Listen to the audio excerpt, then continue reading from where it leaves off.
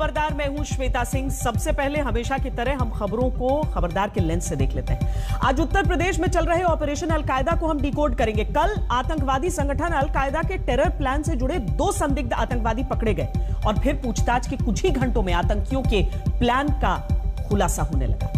दहशत फैलाने के लिए कितना बड़ा नेटवर्क उत्तर प्रदेश में तैयार किया गया और इस प्लान का टारगेट क्या है, यह पता लगाने में एजेंसियां जुटी हुई हैं। अगर आतंक के तार अलकायदा जैसे खतरनाक संगठन से जुड़े हो और प्रेशर कुकर बम बनाने का काम जोर शोर से चल रहा हो तो ऐसे षड्यंत्र को हल्के में नहीं लेना चाहिए। इसके सभी पहलुओं पर खबरदार रहना चाहिए। इसके अलावा अफगानिस्तान में तालिबान उसी तरह फैल गया है जैसे किसी मरीज के शरीर में चौथे स्टेज का कैंसर फैल जाता है। इस समय अफगानिस्तान सरकार की गर्दन पर तालिबान की बंदूक है। सरकार का नियंत्रण घट रहा है और तालिबान युद्ध लड़ने के साथ साथ परमानेंट कब्जे की कूटनीति खेल रहा है। दुनिया के लिए बड़ा सवाल यह है कि आखिर अमेरिका तालिबान को हरा क्यों नहीं पाया। इसके भारत के लिए कई बड़े सवाल हैं, जैसे क्या अफगानिस्तान में भारत का बंपर निवेश अब डूब जाएगा और क्या पाकिस्तान के पाले हुए आतंकियों को अब तालिबान की जमीन और उसका संरक्षण मिल जाएगा। ये ऐसे पहलू हैं जिनका असर पूरे भारतीय उपमहाद्वीप पर पड़ेगा। इसके अलावा इंसान की नई स्पेस छलांग के बारे में पूरी रिपोर्ट देखिएगा। अंतरिक्ष में पर्यटन हमेशा साइंस फिक्शन वाली किताबों और फिल्मों में देखने को मिलता है, लेकिन आज दुनिया ने 0 ग्रेविटी वाली छुट्टियों का ट्रायल वीडियो देखा। पर्यटक मनाली में नहीं, अंतरिक्ष में जाने लगे। रिचर्ड ब्रांसन और उनके साथी वर्जिन इंटरगैलेक्टिक के अंतरिक्ष यान में कुछ घंटों की स्पेस वेकेशन पर गए थे। खास बात यह है कि भारतवंशी सिरिशा बांदला भी अंतरिक्ष गई थी। वो अंतरिक्ष में उड़ान भरने वाली चौथी भारतवंशी है। इससे पहले राकेश शर्मा, कल्पना चावला और सुनीता विलियम्स अंतरिक्ष जा चुके हैं। और आपको एक्स्ट्रा खबरदार भी कर देते हैं, कोरोना संक्रमण पर आईएमए ने चेतावनी दी है कि तीसरी लहर नजदीक है। टूरिज्म और धार्मिक यात्राएं कुछ समय इंतजार कर सकते हैं। दुख की बात यह है कि देश के कई हिस्सों में जनता और सरकार लापरवाह है। देश अनलॉक होते ही सोशल डिस्टेंसिंग का मजाक बना दिया गया है। भीड़ नियमों की धज्जियां उड़ा रही है। लखनऊ में अलकायदा का टेरर मॉड्यूल ध्वस्त हुआ है। यह टेरर मॉड्यूल धीरे धीरे डिकोड हो रहा है। पिछले 24 घंटे में जांच काफी आगे बढ़ चुकी है। यूपी एटीएस और यूपी पुलिस की टीमें लगी हैं। जगह जगह संदिग्धों की तलाश हो रही है। ये पूरा नेटवर्क कितना बड़ा है, इनके बड़े प्लान में और क्या क्या टारगेट पर थे, एजेंसियां एक एक जानकारी निकालने में जुटी हैं। अलकायदा से जुड़े जिन 2 संदिग्ध आतंकियों को कल पकड़ा गया था, उनसे अब तक की पूछताछ में कई बड़े खुलासे हुए हैं। ये संदिग्ध आतंकी कैसे आतंक के DIY मॉड्यूल पर काम कर रहे थे, कैसे ये प्रेशर कुकर बम बना रहे थे। यूपी एटीएस के ऑपरेशन अलकायदा में नए खुलासे क्या हुए हैं, सबसे पहले हम आपको ये बताते हैं।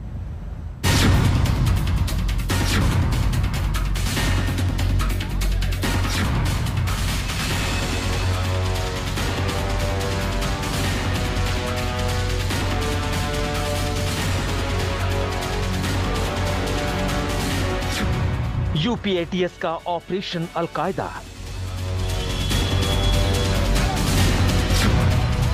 यूपी में आतंक की साजिश पर नए खुलासे। 3000 रुपए में कैसे बन रहे थे कुकर बम। यूपी में आतंकियों का DIY टेरर मॉड्यूल। यह वही प्रेशर कुकर बम है जो काकोरी के उस घर में मिला था जहां से संदिग्ध आतंकी मिनहाज अहमद को एटीएस ने पकड़ा था। ऐसा ही दूसरा प्रेशर कुकर बम मडियाओं में संदिग्ध आतंकी मसीरुद्दीन के घर से मिला था। एटीएस के मुताबिक दोनों संदिग्ध आतंकी ऐसे प्रेशर कुकर बम बनाने में माहिर थे। पूछताछ में पता चला है कि दोनों संदिग्ध आतंकियों को प्रेशर कुकर बम बनाने में सिर्फ 3000 रुपए लगे थे। इनमें से एक मसीरुद्दीन ने ई-रिक्शा में लगने वाली बैटरी से भी बम बनाने की कोशिश की थी। ये दोनों इंटरनेट के जरिए अलकायदा के आतंकियों से संपर्क में आए थे और आतंकियों के आका उमर हल मंडी के कहने पर खुद से प्रेशर कुकर बम बना चुके थे। यही आतंक का DIY यानी डू इट योरसेल्फ मॉड्यूल है, जिसमें खुद के पैसों से बम बनाया, किसी की कोई मदद नहीं ली। बम के साथ तैयार इन संदिग्ध आतंकियों को सिर्फ लोकेशन और टारगेट सेलेक्ट करने की ही देर थी। इनके जो मंसूबे थे वो सही नहीं थे और कल भी बताया गया था कि ये लोग किसी भीड़ भाड़ वाले जगह पे या किसी स्मारक पे ऐसी किसी जगह पे विस्फोट करने की ताक में थे जिससे कि एक काफ़ी जान माल की क्षति हो और कुछ भय टाइप का व्याप्त हो। ये जो अलकायदा का इंडियन सब कॉन्टिनेंट मॉड्यूल है उसके साथ जुड़े हुए थे और इनका संचालन वहाँ क्वेटा पेशावर क्षेत्र जो पाकिस्तान अफ़गानिस्तान बॉर्डर पर है उसमें पाकिस्तान साइड से किया जा रहा था और इसमें जो रिकवरीज हुई हैं वो दर्शाती हैं कि अगर ये घटना होती तो बहुत ज़्यादा डैमेज होता। अगर एटीएस ने टाइम पर एक्शन ना लिया होता, थोड़ी भी देर की होती, ये संदिग्ध आतंकी टारगेट और लोकेशन फिक्स कर चुके होते और ऐसे खतरनाक बम को वहां पर रखकर बड़ा हमला कर चुके होते। ये जो मॉड्यूल था ये कभी भी किसी भी समय बहुत बड़ी घटना को अंजाम दे सकता था और हालांकि एटीएस चाह रही थी कि और डिटेलिंग कर ले, लेकिन चूंकि कोई बड़ी घटना न हो इसलिए इनको तुरंत कार्रवाई करनी पड़ी और 2 लोगों को गिरफ्तार किया है।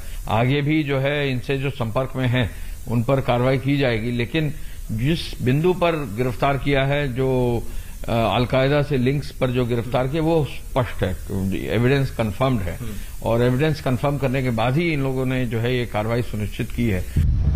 दावा यही है कि इन दोनों संदिग्ध आतंकियों के पक्के अलकायदा कनेक्शन है। इस कनेक्शन के पक्के सबूत मिले हैं, इसी के आधार पर इन्हें पकड़ा गया। अब इनके बाकी साथियों की तलाश है।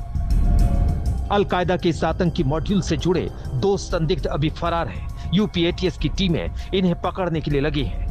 यूपी के 4 शहरों में छापेमारी की गई है। कानपुर, संभल और बिजनौर में कई संदिग्धों पर नजर है। हमारी आगे की विवेचना चल रही है। हमारी कुछ टीमें इनके साथियों के खोज में भी लगी हैं और अगर कोई रिकवरी या कोई गिरफ्तारी होती है तो उसको तत्काल हम विवेचना के हित को ध्यान में रखते हुए जो चीज़ शेयर करने वाली होगी हम अवश्य शेयर करेंगे। जिस तरह की बड़ी आतंकी साजिश होने का दावा किया गया है उसमें इन संदिग्ध आतंकियों का साथ दे रहे थे। यूपी में अलकायदा के कितने और आतंकी हैं, कितने और स्लीपर सेल हैं। सुरक्षा एजेंसियां एक एक सवाल का जवाब ढूंढ रही हैं। जगह जगह अलर्ट भी कर दिया गया है, सुरक्षा भी बढ़ा दी गई है। यूपी में अयोध्या, काशी और मथुरा जैसी संवेदनशील जगहों पर सिक्योरिटी टाइट है। वीआईपी लोकेशन पर सिक्योरिटी टाइट है। भीड़ भाड़ वाले इलाकों में चौकसी है। यूपी से लेकर एमपी तक हाई अलर्ट है। हमने पूरे मध्य प्रदेश में, उत्तर प्रदेश, जम्मू कश्मीर को ध्यान में रखते हुए रेड अलर्ट कर दिया है। जो चिन्हित या संदेही सिमी के लोग हैं अथवा अलकायदा से संबंधित लोग हैं, मैंने डीजीपी को निर्देश दिए हैं पूरे तत्काल प्रदेश के अंदर अलर्ट जारी करके आदेश भी जारी कर दें। उन संदिग्धों पर अब कड़ी नजर है जिनके सिमी या अलकायदा से कनेक्शन हो सकते हैं। यूपी में एटीएस के बड़े खुलासे के बाद एजेंसियां पूरी तरह से चौकन्नी हैं। दिल्ली से अरविंद ओझा, लखनऊ से आशीष श्रीवास्तव और समर्थ श्रीवास्तव के साथ आज तक ब्यूरो।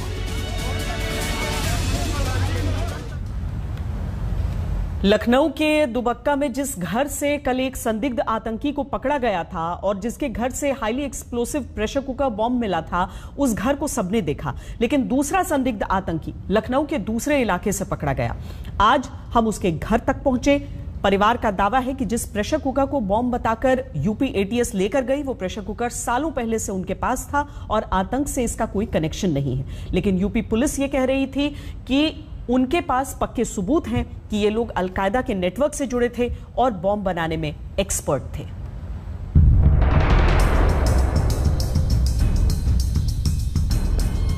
लखनऊ के संदिग्ध आतंकियों की साजिश कितनी बड़ी थी और कौन कौन लोग इनके साथ थे, इनके टारगेट पर कौन सी खास लोकेशन थी, एक एक राज एटीएस को निकालने हैं।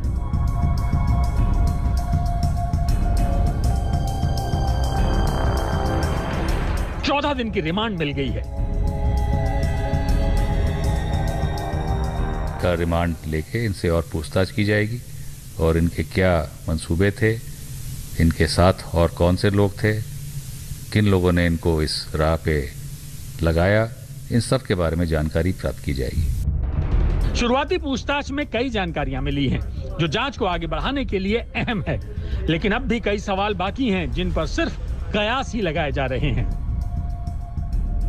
कुछ सेंसिटिव इलाकों की या शहरों के कुछ नक्शे मिले हैं आप लोगों को इनके पास से, या कुछ ऐसा कि रैकी किया हो जहां पे इनको मतलब ये घटना करनी थी, या कुछ ऐसे चुनिंदा लोगों को टारगेट करने वाले थे? अभी इस तरह के कोई दस्तावेज हमारे संज्ञान में नहीं है, और कोई चीज़ अगर ऐसी मिलेगी और विवेचना के उससे एडवर्सली अफेक्टेड नहीं होगी तो मैंने पहले ही कहा है कि सभी चीज़ें हम प्रेस के साथ शेयर करेंगे। बहुत सारी चीजें तो अभी पब्लिक डोमेन में देना उचित नहीं है। कोई भी एंटी टेरर ऑपरेशन में बहुत इनपुट्स नहीं दिए जाते, लेकिन कल एडीजी लॉ एंड ऑर्डर ने और आईजी एटीएस ने जो ब्रीफ आपको दिया है, अब आगे जैसे जैसे डेवलप होगा उस पर कार्रवाई की जाएगी। बट ऑब्वियस है कि जो भी 2 लोग पकड़े गए हैं, चूंकि वो आतंकी संगठनों से जुड़े हुए, तो किसी भी जगह जो है इस तरह का कर सकते थे, तो इसमें हम लोगों को हर तरफ सतर्क दृष्टि रखनी पड़ेगी। क्या कुछ बड़े नेता भी उनके उसमें थे जिनको टारगेट करना चाह रहे थे? अभी ये कहना बहुत प्रीमेच्योर होगा। जो 2 संदिग्ध पकड़े गए उनमें एक यूनिवर्सिटी में लैब असिस्टेंट रह चुका है, दूसरा ई रिक्शा चलाता था। दूसरे संदिग्ध मसीरुद्दीन के घर तक हम पहुंचे जो लखनऊ के मड़ियाओं में है। ये आप जगह देख पा रहे हैं, मड़ियाओं के पास ये जगह लगती है, और ये आप देख सकते हैं एक सेमी कंस्ट्रक्टेड हाउस जो पूरी तरीके से बना नहीं है, टूटा हुआ घर है, और इसी में एक छोटे से कमरे के अंदर मुशरुद्दीन और उसकी फैमिली रहती थी। उसकी फैमिली में उसकी माँ, उसकी पत्नी, 3 लड़कियां और 1 लड़का रहता था। संदिग्ध आतंकी मसीरुद्दीन की फैमिली उसके बेगुनाह होने का दावा कर रही है। उसकी पत्नी का कहना है कि उनके घर में एक बड़ा कुकर था जो सालों पहले लिया था, उसे ही एटीएस उठाकर ले गई।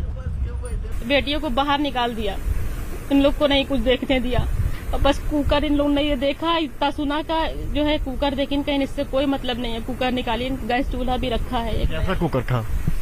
बड़ा कुकर था, नया था, अभी एक बार हमने यूज नहीं किया था। तो वो कुकर निकालेंगे, कहने लगे इससे तो कोई लेना देना नहीं। उसके बाद में भी समझ लीजिए भाई, जब बेटियों को भगा दिया, बाद में पता चला, फिर दोबारा में वो लोग आए, वो कुकर उठा ले गए।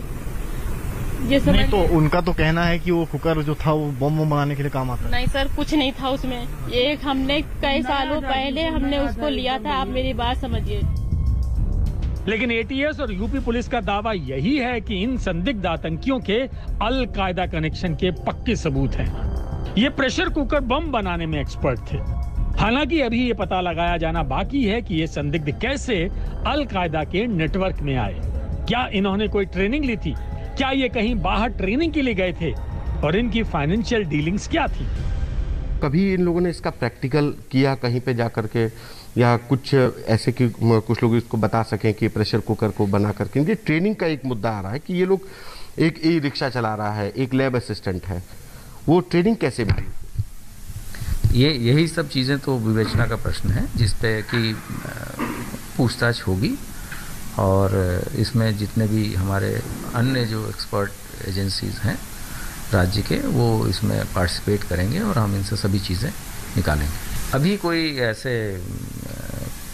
ऐसी कोई रिकवरी नहीं है जिससे कि इनके ट्रैवल के हिस्ट्री या इनकी फाइनेंशियल कोई डीलिंग जिसके बारे में अभी बताया जा सके। लेकिन फ़िलहाल हम लोगों ने जो भी इनके पास से रिकवरी हुई थी उसमें अपराध पंजीकृत किया है और उचित धाराओं में किया है, जो कि देशद्रोह, देश की अखंडता या उस अखंडता को तोड़ने के लिए वेपन, एक्सप्लोसिव इत्यादि के इस्तेमाल से संबंधित धाराएं हैं, इन पर लगाई गई हैं। यूपी पुलिस का दावा यही है कि इस केस से जुड़े हर कनेक्शन को वो खंगाल रहे हैं। एक एक संदिग्ध उनके रडार पर है। जो भी इसमें शामिल होगा कोई बच नहीं पाएगा, लेकिन किसी बेगुनाह को भी बेवजह परेशान नहीं किया जाएगा। संतोष कुमार के साथ समर श्रीवास्तव, लखनऊ, आज तक। लखनऊ में आतंकी साजिश के खुलासे को गंभीरता से लेना होगा, क्योंकि अलकायदा का टेरर मॉड्यूल 1 साल में 3 बार पकड़ा जा चुका है। पहले केरल और बंगाल में इसी तरह का मॉड्यूल पकड़ा गया था, यानी अलकायदा जैसे आतंकी संगठनों के स्लीपर सेल जगह जगह मौजूद हैं, जो पाकिस्तान में बैठे अपने आकाओं के इशारे पर आतंकी हमलों के लिए एक्टिव हो जाते हैं। लेकिन इस बड़े खतरे को देखकर, इसे समझकर भी, राष्ट्रीय सुरक्षा से जुड़ा मामला होने के बावजूद भी ऐसे मामलों पर जब राजनीति होती है तो वो सबसे अफसोस की बात है। लखनऊ के मामले पर भी यही हो रहा है। तो बक्का में एटीएस का एक ऑपरेशन चल रहा है, उसमें उन्होंने एक घर को घेरा हुआ है। मैं उत्तर प्रदेश की पुलिस पर और खासकर बीजेपी की सरकार भरोसा नहीं कर सकता। ये बात अखिलेश यादव को उल्टी पड़ गई। बीजेपी को मौका मिला और सीधा कह दिया कि इन्हें सुरक्षा एजेंसियों पर भरोसा नहीं, इसलिए ऐसी बात कह रहे हैं। ये वो लोग हैं जो सुरक्षा एजेंसियों पर नहीं, आतंकियों पर भरोसा करते हैं। क्योंकि इनकी जब सरकार थी उत्तर प्रदेश में, तो ये कहते थे कि हम अपने इन लोगों पर से मुकदमा उठाएंगे जिनको आतंकी मुकदमों में डाल दिया गया है जेल में, उनसे सहानुभूति रखते थे। तो ये सुरक्षा एजेंसियों पर कहां भरोसा करेंगे उत्तर प्रदेश की। अखिलेश के बयान पर बीजेपी ने उन्हें चौतरफा घेर लिया, हर सियासी एंगल निकाल लिए, इसे तुष्टीकरण की राजनीति बता दिया, यूपी पुलिस का अपमान बता दिया। अपनी सरकार में आतंकवादियों को छोड़ने वाले अखिलेश यादव जी कल को कहीं ये न कह दे कि इन मासूम को फंसाया जा रहा है, तो कोई आश्चर्य नहीं होगा। लेकिन ये बंद करना चाहिए। अखिलेश यादव जी ये आतंकवादी हैं। आतंकियों को मजहब से जोड़ करके तुष्टीकरण की इस नीति पर अब आप कम से कम बंद कर दीजिए। अखिलेश की बात पर बीजेपी वैक्सीन को लेकर भी आ गई और ये कह दिया कि उन्हें हर बात पर शक होता है। पहले वैक्सीन पर शक किया, अब आतंकियों के खिलाफ एक्शन पर। बीजेपी के सोशल मीडिया प्रभारी अमित मालवीय ने कहा कि जब इन्हें किसी पर भरोसा ही नहीं है, न प्रदेश की जनता पर, न प्रशासन पर, तो फिर मुख्यमंत्री क्यों बनना चाह रहे हैं? घर बैठे। लेकिन बात सिर्फ अखिलेश यादव की नहीं है। जिन्हें लखनऊ के आतंकी खुलासे की कहानी पर यकीन नहीं है, सवाल तो मायावती ने भी उठा दिए। मायावती ने कहा कि अगर अलकायदा से तार जुड़े होने का दावा सही, तो ये मामला गंभीर है और कार्रवाई होनी चाहिए, वरना इसकी आड़ में कोई राजनीति नहीं होनी चाहिए, जिसकी आशंका जताई जा रही है। मायावती ने इसे चुनाव से भी जोड़ दिया और ये कहा कि चुनाव आने पर ही इस तरह की कार्रवाई लोगों के मन में संदेह पैदा करती है। अगर इस कार्रवाई के पीछे सच्चाई है, तो पुलिस इतने दिन तक क्यों बेखबर रही? एक तरफ एजेंसियां जांच में जुटी हैं, तो दूसरी तरफ नेताओं की अपनी ही थ्योरी है। एक तरफ अलकायदा जैसे खतरनाक आतंकी संगठन के नेटवर्क का खतरा है, तो दूसरी तरफ राष्ट्रीय स्तर पर अपनी अपनी राजनीति है। आज तक ब्यूरो। वक्त एक ब्रेक का है। ब्रेक के बाद आपको अंतरिक्ष में इंसान की नई छलांग के बारे में बताएंगे। स्पेस टूरिज्म अब सिर्फ किताबों या फिल्मों की बात नहीं रही, अब यह हकीकत है। जीरो ग्रेविटी वाली वेकेशन का ट्रायल वीडियो हमारे पास है। आपको यह भी दिखाएंगे कि भारतवंशी सिरिशा कैसे चौथी भारतीय अंतरिक्ष यात्री बन गई। इस विश्लेषण के लिए बस थोड़ा सा इंतजार और रहिए खबरदार। खबरदार में आज के लिए इतना ही। देश और दुनिया की बाकी खबरों के लिए आप देखते रहिए आज तक।